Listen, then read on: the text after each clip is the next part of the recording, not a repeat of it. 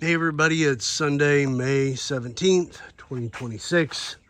We've had spray foam done. The guy Jason is out here grinding the concrete. But this is my final chance of trying to document the electrical. Now, I've already tried to shoot this thing like 2 or 3 times. And because it is so complex, I've goofed it up and just stopped and started over. So bear with me on this because there's a lot of wire. We ran about 5,000 feet of different types of wire. And we got panel A and panel B, just that way everything wasn't trying to be crammed in one little box. So regardless, the way this stuff kind of works, you have panel A, panel B, and then breaker like 1 through whatever, 40, breaker 1 through 40. So either way, to try to explain this and document it, I think the best place to start is right over here. And this is where we have what is home run 15 panel A. So that's the main wire from the breaker panel comes in here, and then we start pigtailing everything after that. So home run 15A is breaker number 15 in panel A. So from there, this is where it gets complicated, and that is 15A.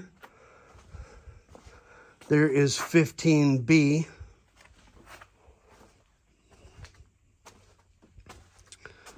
"15C" is over here near the corner. 15D.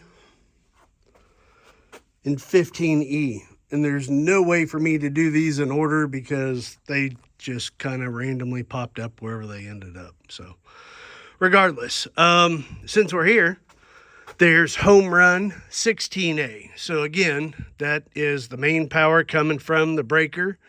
This is breaker number 16, panel A. So that's the home run. So power comes in here, and then it daisy chains from there to 16B. Now this is her data center area, so that's what that is. Moving on to 17A. This is where we got to start jumping around. Again, breaker panel A, breaker number 17. From there, I believe it came over here. Yes, there's 17B. Sorry. 17C. One of the new things in the building code is everything has to be ARC GFI or GFI or both. So for simplicity, everything's going to be ARC GFI and GFI or whatever it is. Pardon my lack of knowledge on that. But regardless, so we don't have to have GFI outlets because all the breakers will be ARC GFI and GFI unless they should not be on that specific type of breaker. So again, sorry for the kind of segue here, but that's 17C. And then I believe we move out here. Sorry for the swing. There's the mudroom. That's 17D. 17E. And that ends that circuit. So this is a really weird one because it goes into the bathroom and around in the mudroom and here to the small hallway. So all we're going to cover in this video is just the receptacles. The first time I tried to film this, I tried to do everything, and that was a mess. So either way, moving along, we've got home run 18. So again, breaker number 18, panel A, that's where the power comes in. This is a weird one because the power goes that way and the power goes this way.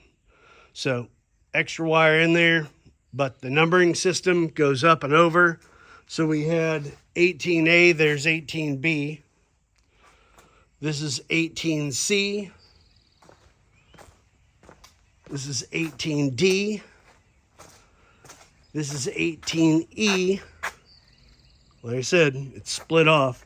So sorry for the swing, but over here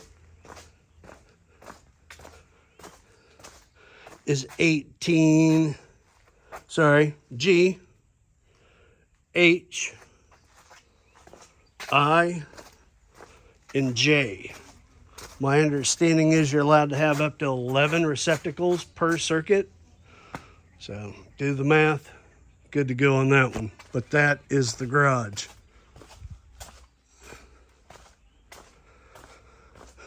In the garage we have, or in the barn, we have these ceiling fans or things mounted on the wall. So this circuit served as dual purpose. So we have home run 34A, so that's panel A, breaker number 34. That's for these upper outlets. So we have A, this one's a little weird. We got B, because we didn't know what side we were gonna have the garage door opener on. So we're gonna do a side mounted versus a ceiling mounted. Emily's brother Woods has one and likes it a lot, so we decided to go that route. So 34C, and then here's where it gets weird. Sorry for the swing.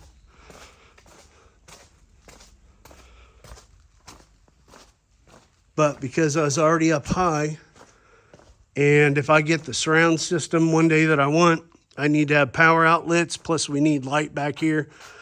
So that is 34, probably, now I go off to memory, F, and 34G up there. So those are on that outside circuit, or that's not outside, but top of the garage circuit.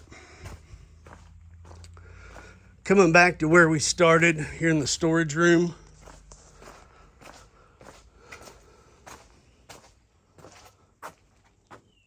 Well, again, this was 17G, or 17H, G, F, and H. It's like I can't even do my alphabet. But either way, that's 17G, 17F, and 17H, which ties into that back wall there. I don't think I covered that, so sorry if I missed it. And again, I've tried to do this so many times to get things in order, but there is a lot of outlets. The main part is that we just document this for future reference. So coming into the kitchen, there's a lot of home runs in here because a lot of things on their own circuit. But either way, the right side of the sink, we have home run 17A, and then, 7A and 7B. 7A, 7B.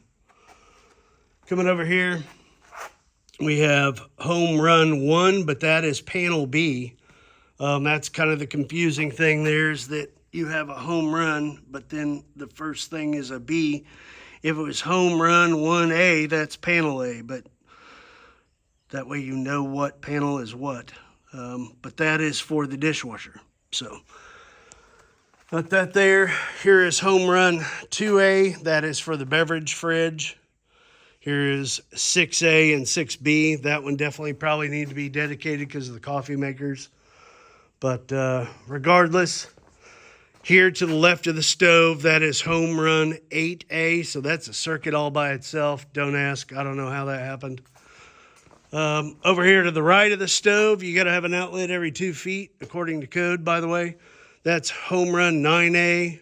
There's 9B, 9C. We were going to put a 9D there, but because we're going to have a corner cabinet, that got scrubbed, so that was removed. Coming over here, we got home run 1A. That is for the refrigerator. So also the water taps for the refrigerator, so that is on its own circuit. That one, I believe, does not have to have ARC GFI or GFI, but to be determined. Coming in here, we got home run 10A. We're going to have a corner hutch here, or like a china cabinet, so you'll probably never see that, but it is there. So 10A, there's 10B, and then, sorry for the dance around here, this little island of a wall circuit, there's 10C, and that ends it.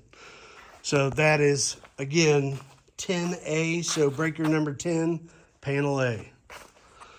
Coming in here into the pantry, that is home run 11A, so breaker panel A, breaker number 11. So you got 11A, sorry for the swing, 11B, 11C, coming up through here, 11D. 11E is on the other side of the wall, so that's going to be kind of confusing, but it makes sense if you did the wiring.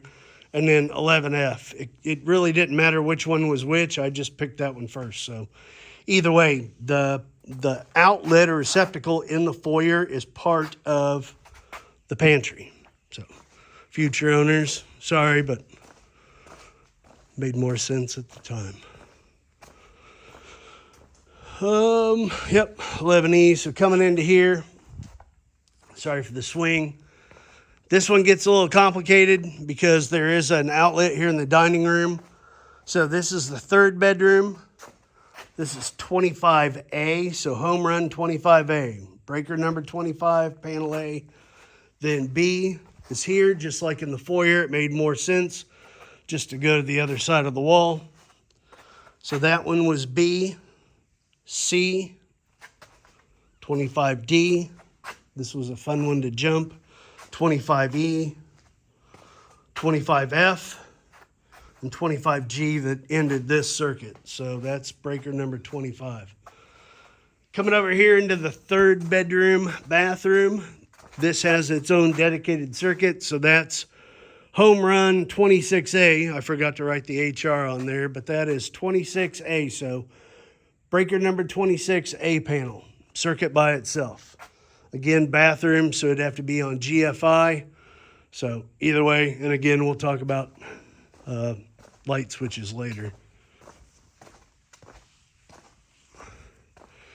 Coming here into the living room. Sorry for dancing around here. This is another one that had to go down that wall and then over to this wall.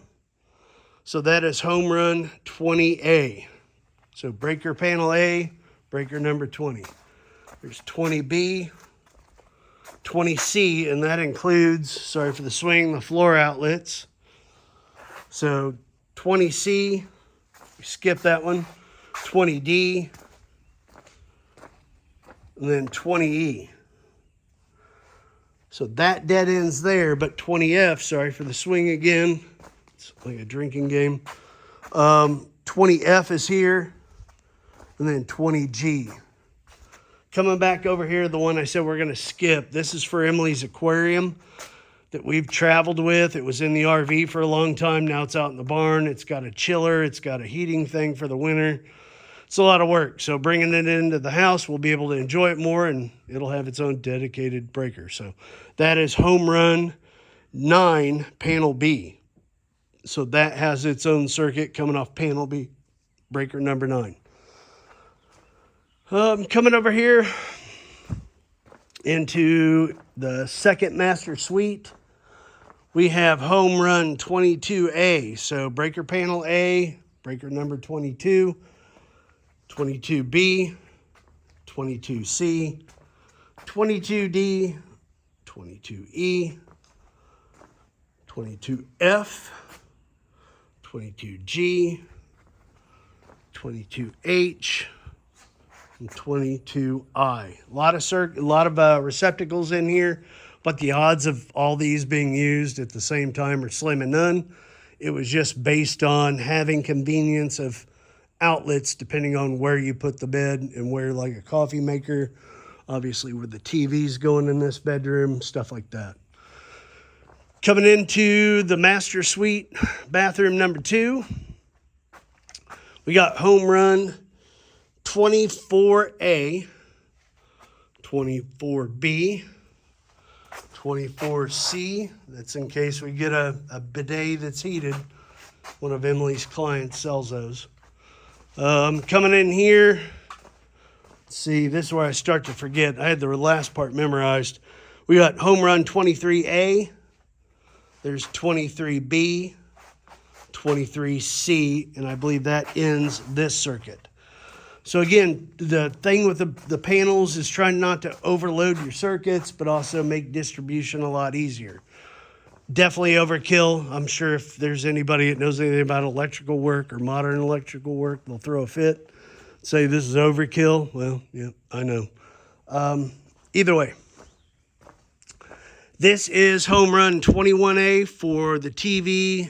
It'll also power, I think, it's a ventless fireplace, but we did have to put in a switch for the on-off switch for the fireplace, which will be over here.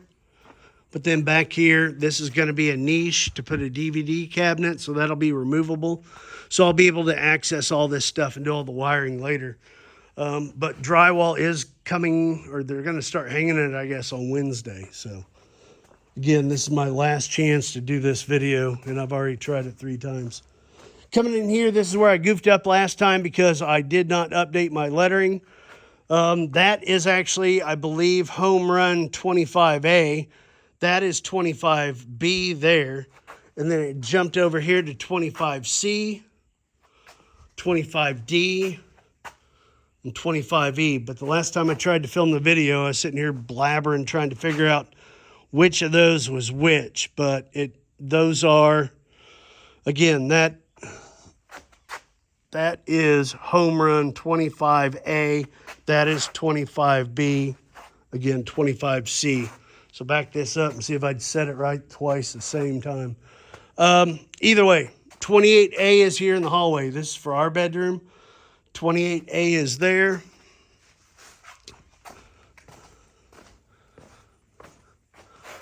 Um, 28B, where, oh, where would you be? 28A is there. Oh, this is where you go crazy. Oh, I remember. Sorry. 28A is there. So for you future owners, just remember, this thing's a nightmare. That is 28A, which I've said like 10 times now. 28B, which I forgot, is up here above where the TV is going to go. That's why I'm sitting here looking for 28B at the bottom. So 28B is there. 28C is below the TV. 28D is there. Then we had to go up all the way over. 28E is there. 28F is there. 28G is there. 28H and 28I. So again, maxing out on the circuits, but it's just about having the outlets there. What are the odds of everything being used in here, which is slim and none because it's a bedroom. Coming into the bathroom, hopefully this is getting us close to the finish line, but that is Home Run 29A. Bathroom's going to need GFI, arc GFI, all that stuff. So there's 29B. 29C, again, in case we have a heated bidet seat. So right there. And then 29D. I'm going to do that built-in dresser, cabinet, shelving, whatever it becomes right there. So we figured we probably needed power there. Or talking about power, there is power on the outside of the house. It's on its own circuit. I don't remember the number, but all the outdoor power is on its own circuit. So overkill on extra wire, I know, but there's that outdoor outlet. There's this outdoor receptacle. It's a vent for the fireplace. And then the circuit ends here. So the back porch has 3 receptacles, and then they are also tied into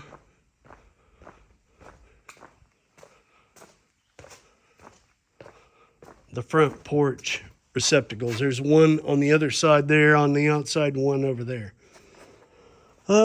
Let's see. The other thing we've got is we do have the pond fountain and aerator. It is on its own circuit. I am sorry, I don't know what number that is.